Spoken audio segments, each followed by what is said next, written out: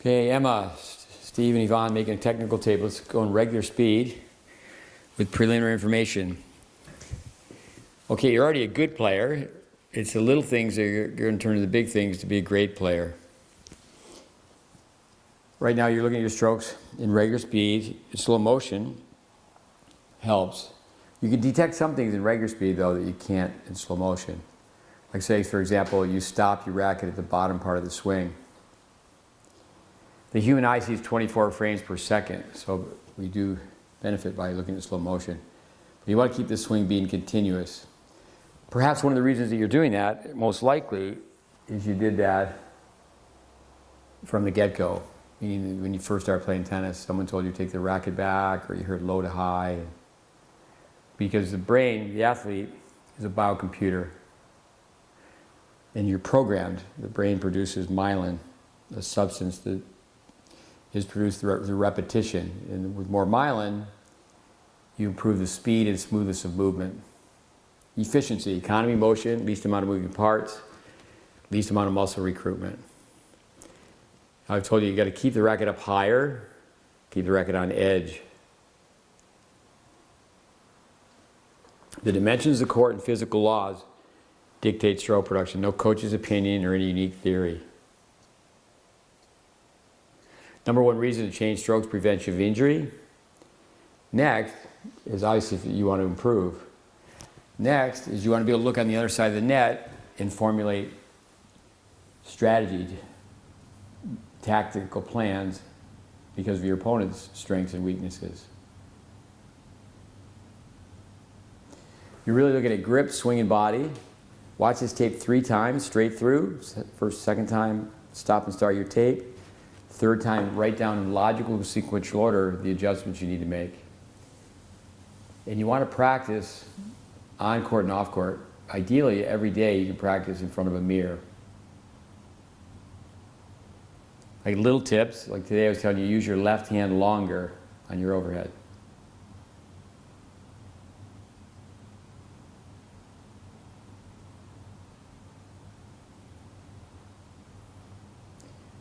Very good though with your feet. Small little adjustment steps. Turn your upper body more. Basically the overhead and the serve is a throwing motion. Think of the volley as a linear pattern of pushing motion. Ground stroke is circular, lifting motion.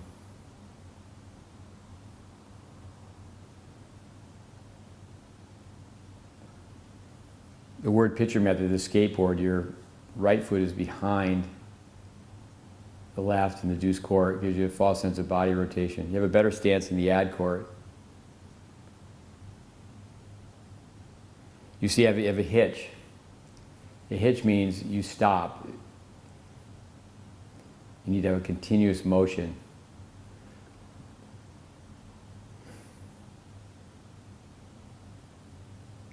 So the racket has to speed up a second time, so you lose racket head speed. Don't follow the ball with your eyes. Keep your eyes at the hit. Toss is too high. That's the reason you have a hitch. Program your swing, toss to your swing. You have the reverse. Does the racket find the toss? Does the toss find the racket? Program your swing. The toss should find the racket. You need to toss further in the court. And when we do the application, the Elvis Presley drill, you can tell that you don't toss that far in the court based on where you land. But I can tell you've worked hard. You've put a lot of time in the game already.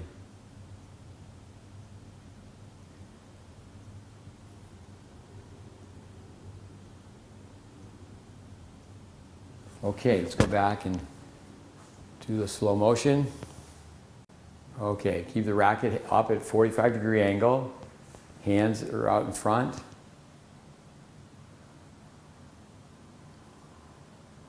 The step and swing go together. Overall, it's a very good volley. It's a composite grip, which is in between 2 and 3. It's almost a continental grip. There you go. The racket doesn't go past the corner of your eye. Okay, hold up. Just raise your elbow ever so slightly. Hold up. You want to have your head go further in front, your own head. It's called a power line. You're leaning in. You'd be up on the back toe. It's great how your hands are together. It's great how the racket stays above your wrist. All right, go ahead.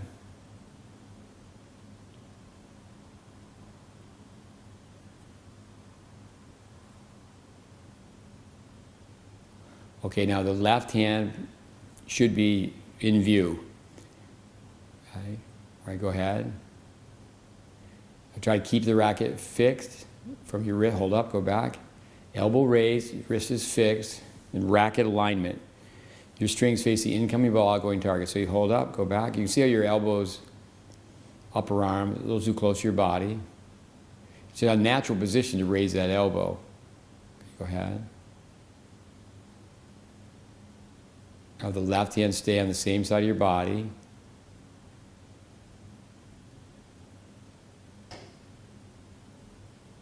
See, I'll hold just a little bit where you lose the wrist. Keep the wrist fixed. It's about a 30-degree angle between the forearm and the wrist. Okay, let's go to the forehand ground stroke.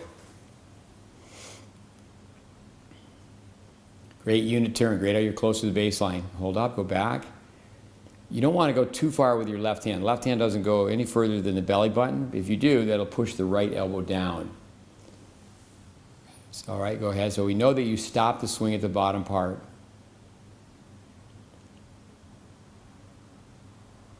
Okay, try not to let the racket drop below your wrist. Okay, hold up. Now, at the hit, try to play at waist level. You're in between shoulder and waist level.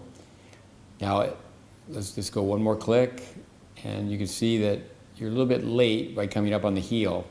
The kinetic chain, how the body unwinds. If your heel comes up, then the right knee will turn in, right hip will turn in. All right, go ahead. Hold up. Now you can see how you turn your forearm. The tip of the racket on your forehand should point to the right. You can see how too quickly it points to the left, and that results in an unforced error. Relax the swing from the elbow, not from the wrist. Okay, let it run. And once again, you can see how you stop at the bottom. Very good at your crossover steps.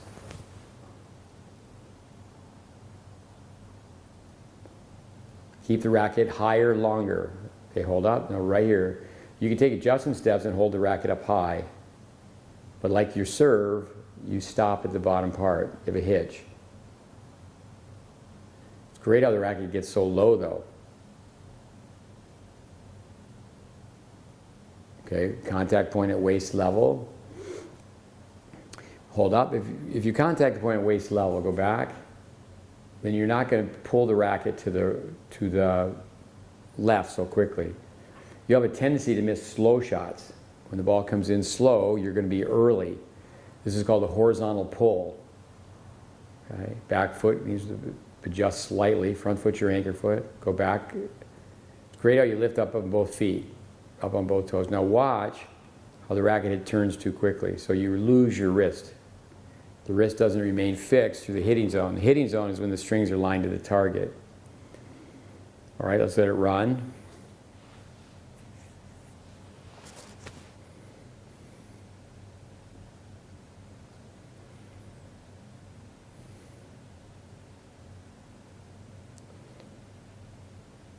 It's excellent how the racket gets so low. Very good how the racket's closed. Now this is better where it's at waist level. Okay, hold up. Now keep your eyes at the hit. Go ahead. You should go right hand to left hand. You know, when you finish, your hands are too close to your head. Want to finish, and you're going to relax your elbow. Your hands come down in that position, but when you finish, your right hand is above your head, and it's much further away. Let's watch one more. Further away from the body.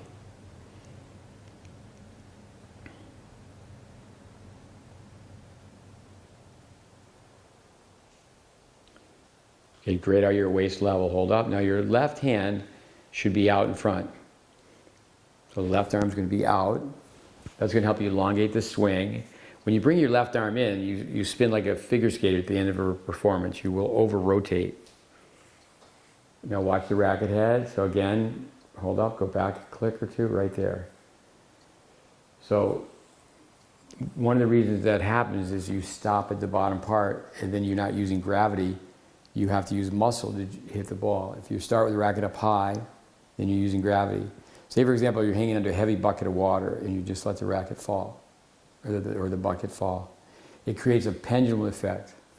So one flaw creates a counter flaw. So goes the backswing, so goes the rest of the swing. Okay? It's like a little kid, if they were to stop the swing at the bottom part, they're at the park riding a swing set. Keep the racket up and just let the racket go. Okay, let's go to the next shot.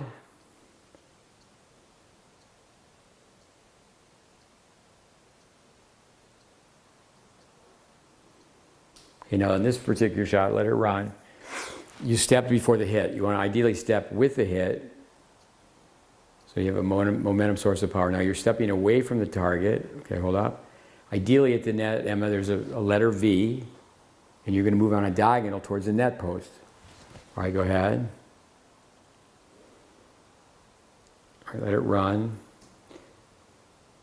It's the same principles as a right-handed forehand volley. It's been proven that hold up, you're going to use your left hand on a two-handed backhand volley. Just the expansion, they hypertrophy the forearm muscles.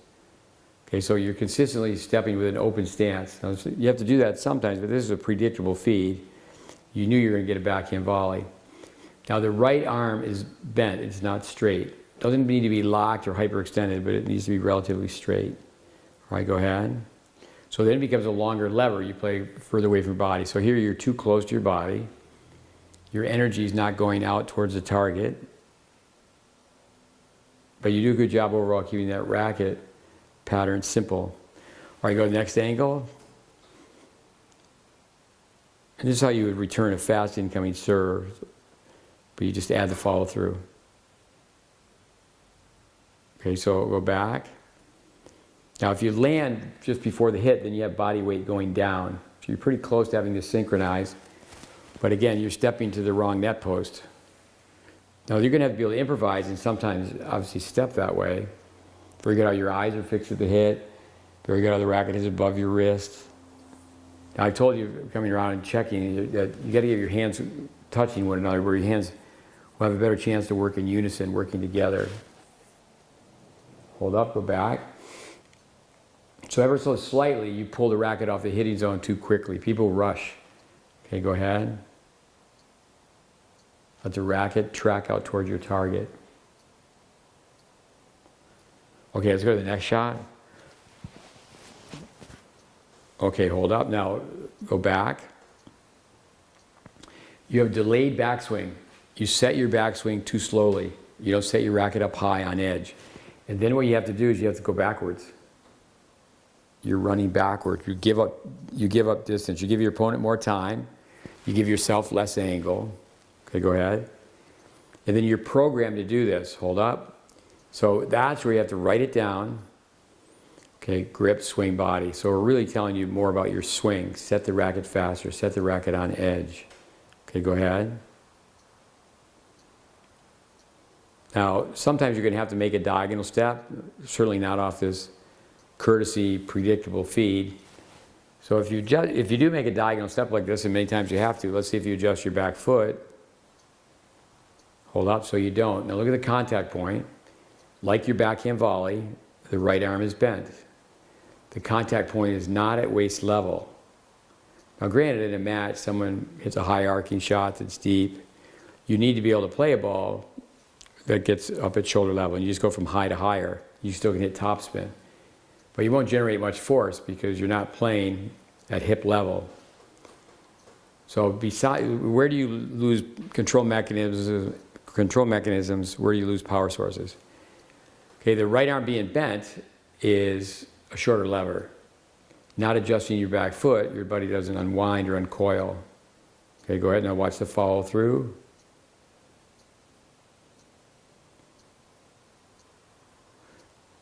All right, too close to your head again. Very good how you hit recover. Go ahead. Now this is better, you didn't retreat. Now you hold up, but you want to keep the racket higher longer. The racket is not at head level, so you're not generating enough racket head speed. Then rhythm as well. When the racket goes down, the body goes down. It's much easier to synchronize the movement with your racket and body. Okay, go ahead. Go back. Now this happens quite often to players. Is when players are very young, they start to collapse the racket head below the wrist. All right, go ahead. Right here, your right wrist is collapsed. Now, if we were to ask you to hit the ball off a cone or drop hit or shadow swing, you wouldn't hit this way. So the brain is very complex, very sophisticated, very powerful, and people have different programming methods. So how one is programmed to shadow swing doesn't necessarily match up with how someone plays a backhand. That's where you, oops, now watch this, the racket head doesn't track out your target. Hold up, right there. So the tip of the racket now is pointed to the right. The two-handed backhand is a left-handed forehand. The tip of the racket on the two-handed backhand needs to stay outward to the left. So once again, that's a horizontal pull. All right, go ahead. Now we share a lot of freak educational content. You should listen to the podcast we have on tennis math. The length of the hitting zone. All right, go ahead. Very good body rotation, good forward step. There's a much better step. Hold up, this is a much better contact point. Very good, your eyes are at the hit. The right arm is still slightly bent. You're too close to your body. Now, if you have any outside in other words, if you pull the racket towards your body, you're going to lose RPMs. Revolutions per minute, revolutions per second. Hit further away from your body to generate more racket hit speed. Hold up. Now, that's a great finish to the fact that it's so high. It's very good how you naturally just came up because your front foot was a great step. You came up to the 3/8 system of balance. Now there's a couple times on your forehand where you didn't come up on your back heel like that. You should feel the body segments, your knees, your hips, your shoulders, over your front foot. It's a twisting action, twisting and lifting upward. Okay, let it run. Okay, overall you've done a very good job. Number one is your inner belief system, confidence. You got to believe you can be a great player. Number two is work ethic. And then number three is knowledge. Now the way we teach tennis takes a lot longer to develop a player because we're telling players, go to the net, play approach shots, play volleys, play overheads. The people who win early on just stay back and hit ground strokes. They don't develop an all-court game. We don't say that winning is confusing, we say it's totally confusing. Okay, go ahead. Now that time was a step under. Come back with a crosshair step. Hold up. So you do this most of the time on your backhand. All right, so you've worked very hard to get to this level. It's just awareness, acceptance, and commitment. And it's going to take repetition. Now, another word for myelin is habit. So this is a habit. You don't lose a habit. You have to override it with a new habit. Okay, all right, go ahead. I'll go back. The physicality. Now you're going to see how you drop the racket head below the wrist. So you're all set to hit the backhand. Great. Sit in the chair. Hold up. Play with your bigger body parts. Play with your thighs. Play with your shoulders. But watch right here at the end, slow motion. You drop the racket head below the wrist. Now the body is up, the racket's down. You're not synchronized. So you really have to work. Get in position. And this is going to be a wristy backhand where you pull it. All right, go ahead. So hold up. So you really are not using your body sufficiently. Go ahead. Too close to your body on the backhand. All right, let's look at the third angle. Look at different angles just to give you a different perspective.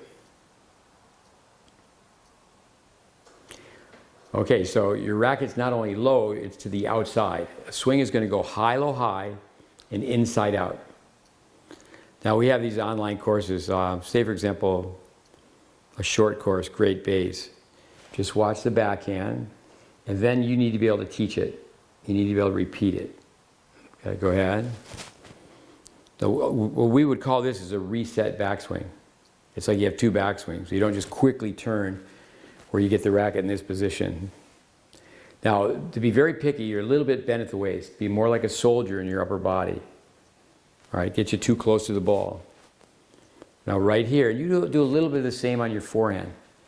but you drop the racket head below the wrist. All right, now at the impact point, we would like to see your entire right arm.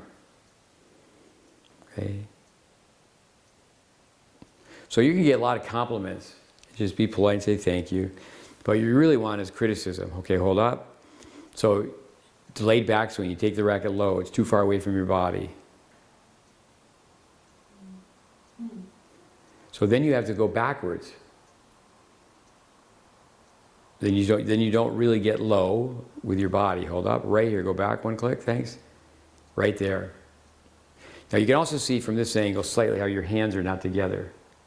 That creates like a coupling effect where you, another way to call it is a snapping action. You end up stopping the right side and snapping the left side. And then the racket's not going to go out cleanly to your target. All right, go ahead. Contact point's high. Now right here, that backhand is going to be a minus. The ball's hit three ways: plus, minus, IP. Plus is strong, minus is weak, IP is in play. So against a really good player, especially with the modern rackets, you're going to hit a short ball off of this. They're going to come up, and they most likely, most players, they're not going to play an approach shot. They're just going to go for a winner off the backhand. All right, go ahead. Right there, go back a click, and you can see so goes the backswing, so goes the rest of the swing. Right there, it's pointed to the right. Okay, let it run.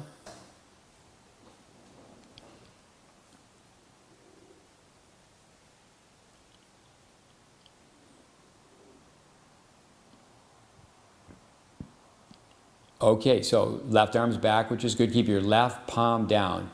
Again, efficiency is the least amount of moving parts, least amount of muscle recruitment. Just going like this tightens your arm. Keep your palm back. All right, go ahead. And the racket pulls off to the side.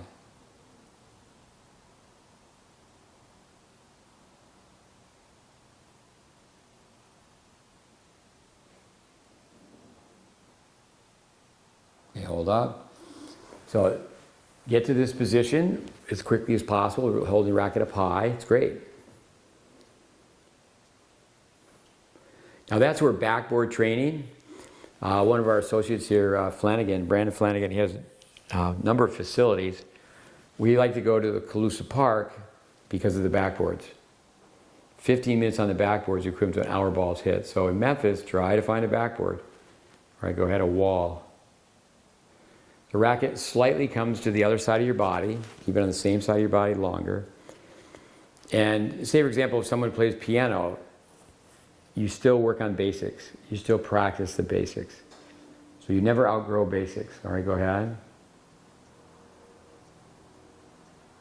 Hold up. Now you've hit more two-handed backhands than one-handed backhands. So go back to the impact point. You can see you're not staying sideways. You're starting to open up like you do on your two-hander. Now the racket goes in the direction of the baseline. It should go in the direction of the single sideline. So your know-how, hold up. Confidence comes from winning. Winning comes from skills. Skills come from practice and know-how. Overall, you have to thank people that have taught you how to hit the tennis ball. You hit the tennis ball well. Yourself as well. You've obviously put a lot of hard yards in. Go ahead. Now watch what's going to happen. You just haven't hit enough backhands. The left palm is back. It's down, which is good. Right arm is straight. Go ahead. The racket goes down and off to the side. All right, next angle.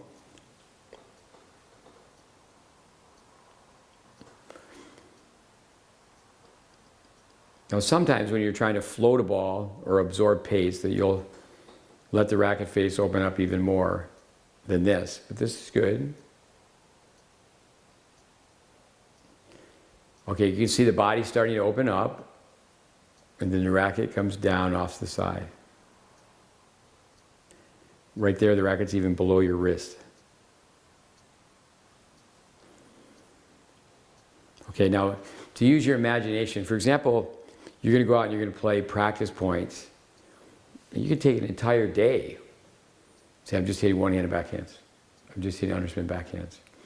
We sum up psychology in one word: feelings. And what major problem psychologically is avoidance. People avoid. They don't like the volley, they avoid the net. They don't like to hit overheads, they avoid the net. People avoid this underspin backhand. All right, we do things like play a set where your opponent serves underhand, and you have to come in with an underspin backhand to start the point. All right, go ahead.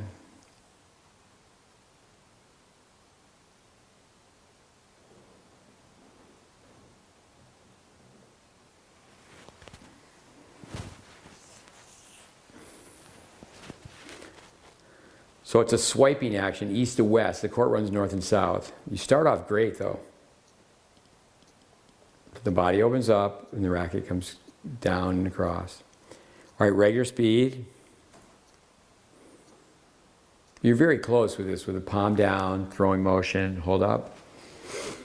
So let the left hand be higher. The racket should be up in that salute position. The racket should be a little bit higher.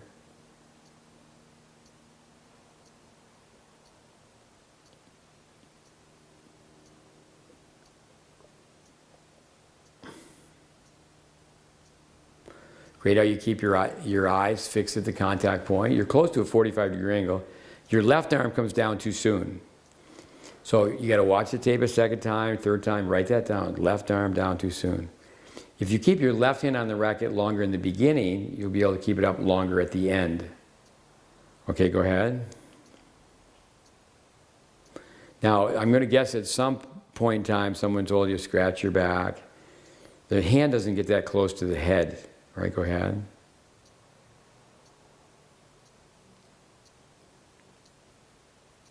Yeah, left arm up longer.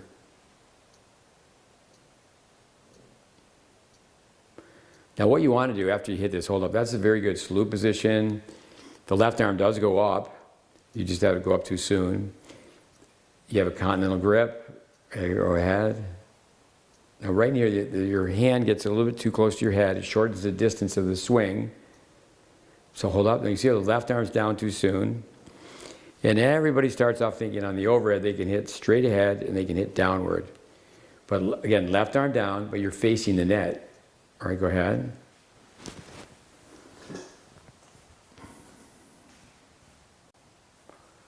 All right, let's watch it from the next angle.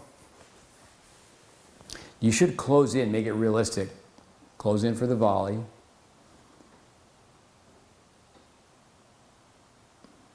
Very good how you're hitting the ball out to the right.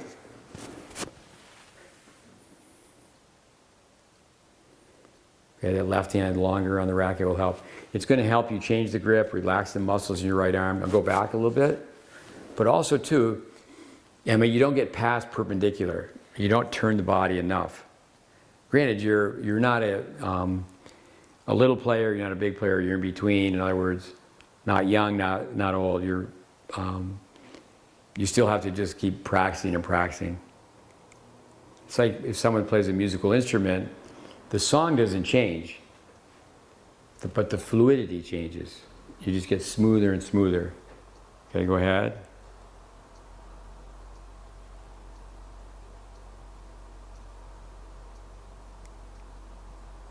Okay, let's look at the serve. And again, in regular speed, one thing that'll help you with your overhead is you got to hit up, but crossover steps. So move in like a volley, make it realistic. Now, many times to transition in practice from one task to the next, I say everybody run up, touch the net. I can do many, many things, but one reason I do that is players don't hit enough overheads, and then they don't cross over. All right, now, the apex, the highest point of the toss. All right, go ahead.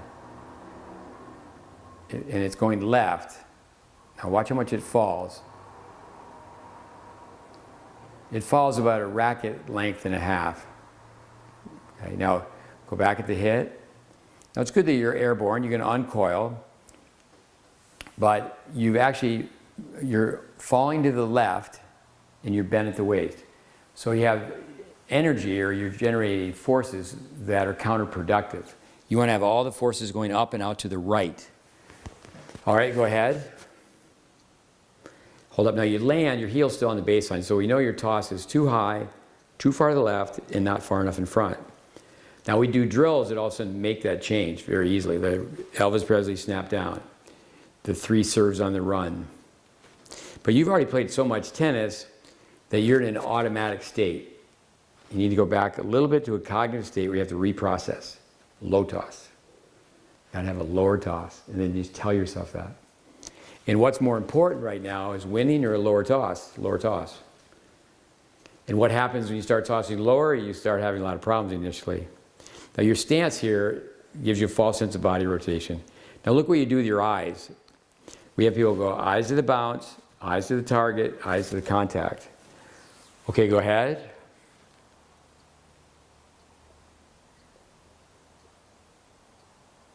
Now that's where your hand comes up too close to your head like this. So the other day we did a drill where we had you just serve from what we call the cobra position. Just swing back, and then you could even shadow swing from here. And then the racket travels a longer distance. You can't see it with the human eye, but it's about 5 feet in length behind you like this. That's why Curios is so good. Now look at this toss. It's going to bring rain, and it's going over your opposite shoulder. Now in a second serve, you do bring the toss in your right hand. So you bring it in a little bit to the left. Okay, go ahead.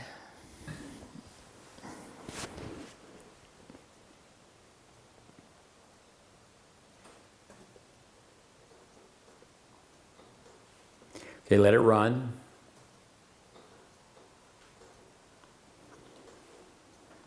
Now, when you go fast, actually, too, go back a click or two, Yvonne.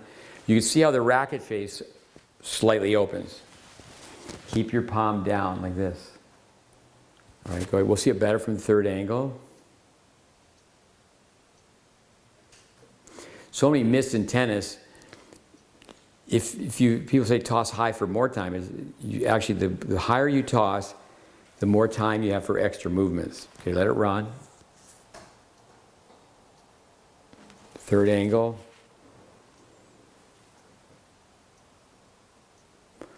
And you see at regular speed how the racket stops.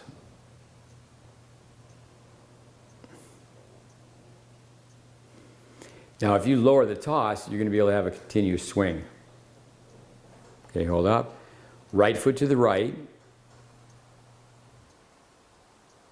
Hold up. Now your arms are moving, but your body's not. So turn the knees, turn the hips, shoulders.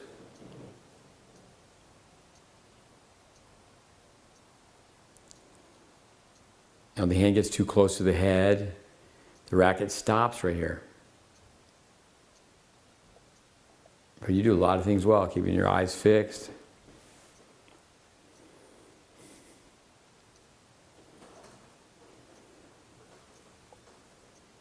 Hold up. Now in a second serve, you swing equally as fast. You just increase the upward angle. And you do bring the toss in slightly. But even on your first serve, the toss is too far to the left. And that's one of the reasons that the body falls to the left.